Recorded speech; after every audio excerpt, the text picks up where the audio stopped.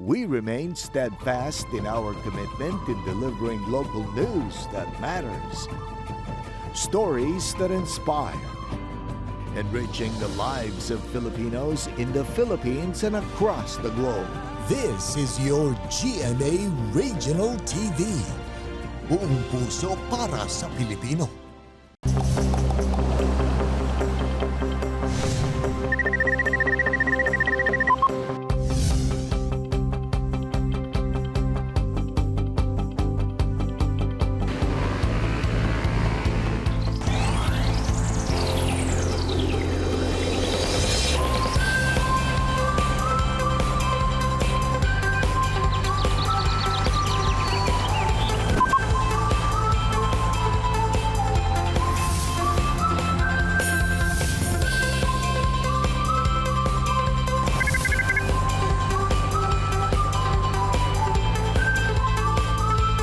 Kini ang At Home with GMA Regional TV. Good morning ug happy new month of December 2021 mga kapuso. Nako Attorney Resi, nagkaduol na gayud ang Christmas Day ug mas na feel na jud nako ang kabugnaw sa hangin hilabi na matag gabi.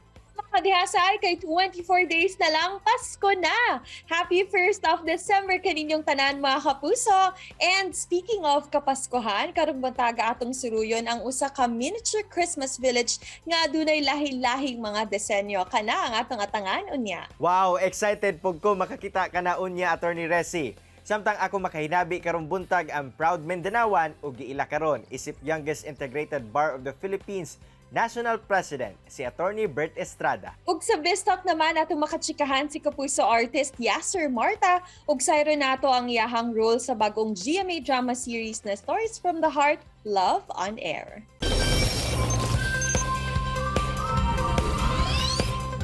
Mga kapuso, alang sa Kumbira Express, syempre Christmas ang tema nga atong itampok, di ba, Sai? Tama ka di Attorney Resi, dili na nako padugayon pa. Ania na si Kimberly Gorostiza sa Davao City aron ipakita sa atua ang pagluto og cookies nga Christmas inspired. Good morning mga kapuso! Today I am going to show you how I make our DIY cookie kit. This time, Christmas edition. So let's start. We need butter, sugar, eggs, all-purpose flour, and cornstarch. Let's preheat our oven to 375 degrees Fahrenheit and prepare our dough. So we will start with our stand mixer, or you may use your hand mixer. So let's cream the butter. Add on our sugar. After creaming the butter and the sugar, let's add eggs one at a time.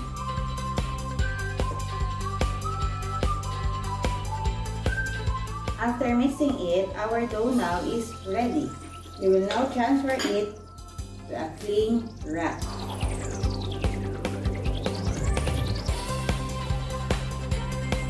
We're going to chill this for about 30 minutes to an hour until the dough is ready to be rolled. We will now roll it. With a cookie cutter, cut out star shape. Place stars on a baking sheet lined with parchment paper. Bake for about 12 minutes. We are going to decorate our Christmas tree cookie kit. First, cut a small hole of the piping bag. Then,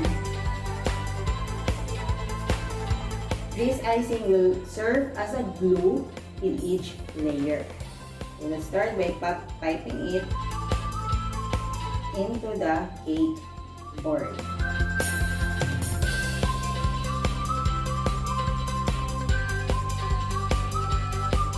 And then, after layering, we can now pipe the buttercream to make a grass.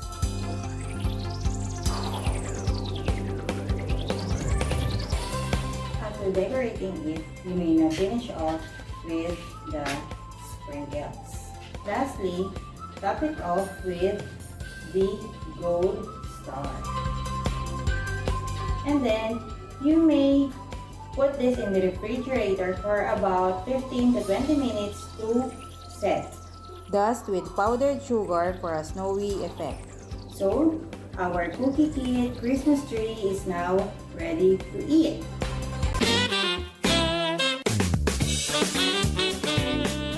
Maayong budag, Yasser, and we're so happy to see you here again sa At Home with GMA Regional TV. Kamusta ka na? Yan, maayong buntag, attorney, and yeah, thank you so much GMA Regional TV for inviting me. Ngayon, yung umaga, and yan, maraming salamat ako. I'm doing good. Kakalabas ko lang din sa lock-in namin for Stories from the Heart Love on Airs. Thankful and blessed pa rin.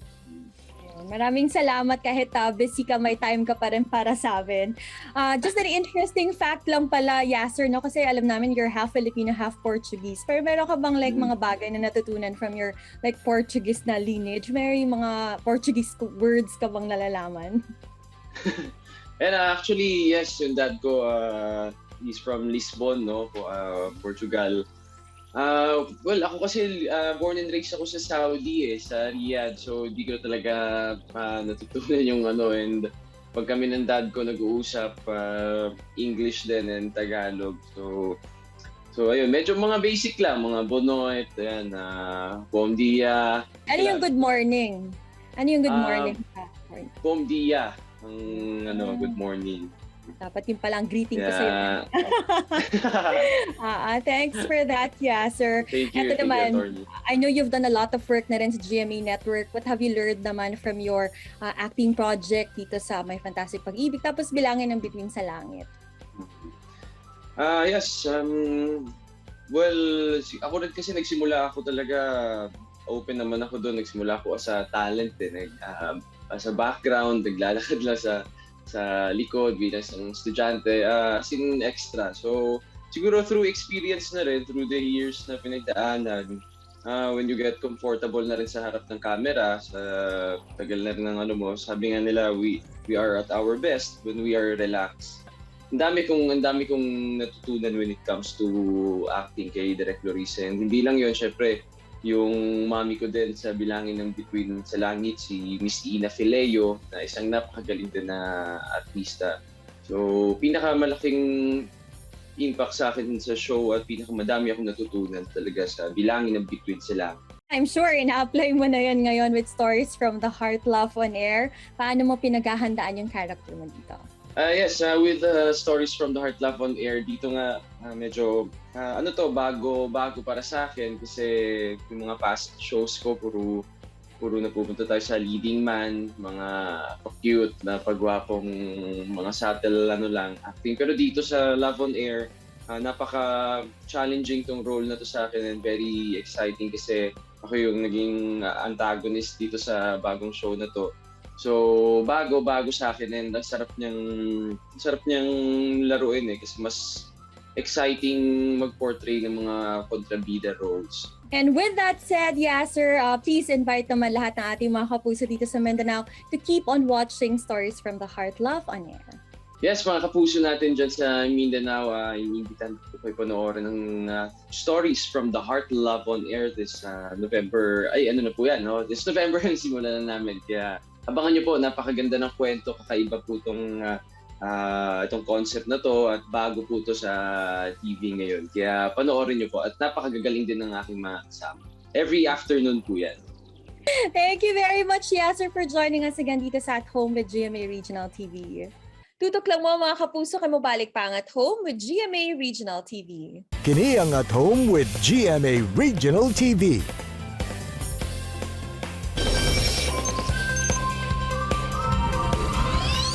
Mga kapuso, karumbutaga, di basta-basta ang atong makauban sanglit siya lang naman ang pinakabata ganahimong Integrated Bar of the Philippines President o Proud Mindanaoan pagayod nga produkto sa usa ka IP group sa Bukidnon.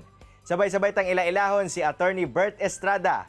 Attorney Bert, good morning sa imuha and welcome din sa At Home with GMA Regional TV. Kamusta mga karon? Mayang buntag, Cyril, ug mayang buntag sa atong mga kapuso sa Mindanao. Maayo man ang atong kaimtang niya ako karon diri sa Quezon City. Glad to hear, sir, nga you are doing good despite the challenges nga hatod sa pandemya, no? Pero unang-una, Sir Bert, amo sa kang ila-ilahon, asa ba nagikan si Attorney Bert? Ug unsa ba ang storya sa imuhang kinabuhi una pamangka na himong attorney? Okay. So ako si Attorney Bert Estrada, isa ka lumad sa Malaybalay City. Nag-eskwela ko din sa Malaybalay hangtod sa akong high school dito sa San Isidro College. Ako ang amahan, si former Judge Benjamin Estrada sa Malaybalay, akong inahan, Saida Estrada sa taga Maramag, Bukidnon pod. So nag-college ko din sa Cagayan de Oro City. Ako ang kurso Filosofiya, and then gapon ko naghuman sa ako ang Abograsya sa Xavier University College of Law. So isa ko ka membro sa Bukidnon Tagulwanon tribe, ang tribo din sa Malaybalay City, ug ako pod ang lihok isip chairman sa amuang tribal Council of Elders, and ga-manage pod ko sa amuang indigenous nga kooperatiba sa tribo. Karon ikaw na ang IBP President ug pinakabata sukad nga namugna ang organisasyon ug proud IP pagayon. Alang kanimo Attorney Bert, makonsidera ba nimo kini nga usa kada kong garbo? Medyo gid siya bugat nga responsibilidad sa Cyril, no, kay syempre kita gaanong responsibilidad sa organisasyon nga more than 40,000 nga lawyers sa tibuok Pilipinas, no, and then always gyud ang integrated bar na gyud siya dako nga responsibilidad sa pagprotektar sa atong gitawag nga rule of law, no, nga aron nga magpadayon ang ato ang demokratik kanon nga pagpuyo isip nga nasod. So daghan ang ato ang ginagunitan nga responsibilidad. Isip IBP President ug IP pagayod, unsa-unsa ba ang mga plano nimo nga mga kahimuan nga sugdan ug hisguti sabmi about sa imong mga proyekto nga imuhan ang nasugdan? Ang amo ang board karon, no, ang 25th Board of Governors, kung ang asa ako ang chairman, isip presidente, ang amo ang gigamit karon nga tema sa sulod sa duha ka tuig nga kami mga tungdanan isip Board of Governors is kanina kita ninyo sa background, no, revisiting our relevance and refocusing our advocacy. So among gitanaw nga kinahanglan nga bisitahon pag-utro unsa man gid ang relevance, no, sa Integrated Bar of the Philippines, sa tulo ka bahin sa unsa man ang relevance namo sa kinabuhi sa among mga membro, sa among mga abogado, among relevance sa komunidad sa atong nasod, ug ang amo nga relevance sa administration of justice, so ang paghatag sa hustisya sa katawhan, no. Ug so kana ang among mga program diha gid nakatutok ang isa nga among gihimo sa nagsugod mi July pa man. So isa gid among gipaningkamutan nga amo ang mapamaayo ang serbisyo sa Integrated Bar sa mga abogado, no, sa mga usual nila nga panginahanglan nga kinahanglan nila nga mga dokumento, serbisyo gikan sa IBP, kipang himo na tog automated na tanan. So muna isa ka baguhan nga nahatag nato, so kung magkuha og mga sertifikasyon nila, magbayad sa dues, karon gihimo nato nga automated na. So syempre ang sa ato apod nga relevance nato sa komunidad, ang ato man gid nga pinaka-presensya is ang libre nga serbisyo legal, no, free legal aid. Kundiin sa tanan chapter 86 chapter sa tibuok Pilipinas sa IBP, mo gid kana ang makita og ang relevance sa IBP diha sa katawan nga kung dili sila matagaan og serbisyo sa Public Attorney's Office tungod kay dunay mga kulian ay conflict of interest, for example. So kami ang IBP mo ipaingnan nga mahimo nga abogado nila nga libre. So atong i-improve tungod sa kay gagamit na kitag teknolohiya, no. Eh syempre after sa pandemya ug karon, so kita nato nga sa paggamit sa teknolohiya mas mapalambo pod nato ug mapaluag ang atong paghatag og libre nga serbisyo legal. Alang sa itong mga kapuso, viewers karong buntaga, labi na diri sa Mindanao, aduna ka ba'y mensahe, labi na sa mga kapuso nato nga nangandoy sab sa ilahang kinabuhi? Kung kita dapat mahimong sama sa bata, kung kita mangandoy, nga ang atong pangandoy dili nga nakasentro lang sa ato unsa atong makuha, kung dili sama sa kabata para unsa nga nangandoy ta para sa makatabang sa uban. So kana siguro magrasyahan kita sa atong mga pangandoy kung kini ihimo pod nato sa para sa kayuhan sa atong mga kaigsuonan. Daghang kayong salamat Attorney Bert Estrada sa pag-share sa imong storya dinhi sa At Home with GMA Regional TV. Amping mo kanunay og panghinaot namo ang kalampusan sa imuhang mga proyekto. Daghang salamat Cyril ug mayong buntag sa tanan nato kapuso sa pulo sa Mindanao.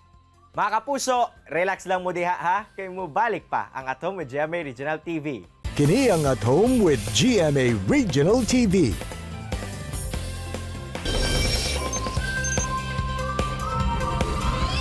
Mga kapuso, feel na gyud nato ang Christmas mo nang this morning suruyo nato ang usa ka miniature Christmas village nga adunay nagkalain-laing mga disenyo. Ato makauban this morning si Ma'am Lorena Crowhurst. Good morning, Ma'am Lorena, and welcome sa At Home with GMA Regional TV. How are you? It's okay. We're great, attorney. Ma'am, syempre hisgutan nato kining imuhang miniature na usa ka Christmas winter village unsa bay istorya likod ani. Well, personally, I am a very creative person. I love to create with my hands. And miniature is one of my favorite thing to do, really. Especially with the trains running around the village and stuff. I love it. I love to create. We live in England for quite a long time. And since it's pandemic, we can't go home for this winter season for Christmas. So I decided to make a scenery of Winter Village. Aside ba sa winter village, aduna pud ba kailain pang mga nabuhat na mga miniatures? Yes, I have attorney. I have normal scenery with mountains around the mountains, and also it's like a mining sceneries. It's more into nature, really. Very interesting yun ding imuhang craft nga napili, Ma'am Lorena. But apart from that, aduna pud ba kailain pa nga ginakalingawan? I love painting. I love creating with my hands, really. So anything with creativity, and also I like to cook as well. Christmas is indeed fast approaching. Alam ba kanimo, Ma'am Lorena, unsa ka importante ang Pasko para nimo? Christmas, we celebrate always with family and lots of food because Christmas is time for giving, love, and celebrate life. Yes, and helping people as well. Ug karon mga kapuso, let's have a glimpse sa Christmas Winter Village ni Ma'am Lorena. Hello mga kapuso! Welcome sa miniature winter village na ginawa ko. Ito ay set sa England. And makikita ninyo, doon sa England, merong mga different types of trees na pine trees. Tapos, covered sila ng snow. And then yung mga buildings nila is kakaiba compare sa ating mga buildings dito sa Pilipinas. And ang materials na mga ginamit ko is first yung board ko, thick styrofoam. I use thick styrofoam kasi mas soft siya at saka it's already white. So hindi na ako mag-paint. Yung bahay na yon in particular is ginawa ko yun siya out of cardboard, out of carton. And then yung mga white na mga design is from the filler, yung parang sa pang filler sa wall, yun yung ginamit ko. So it looks like a real house, it looks apart. And then makikita nyo merong mga tao na lumalakad. You can buy this online, ang mga tao. Pwede ring walang paint, ikaw na ang mag-paint, or already ready painted. Same din sa mga cars. And then, meron akong ipakita sa inyo. Ito, we have a snowman there. It's really tiny. As you can see, that's gawa ng cotton buds and cotton balls. Yan ang train. You can see that also running sa, kung magpunta ka ng England, sa mga countryside nila.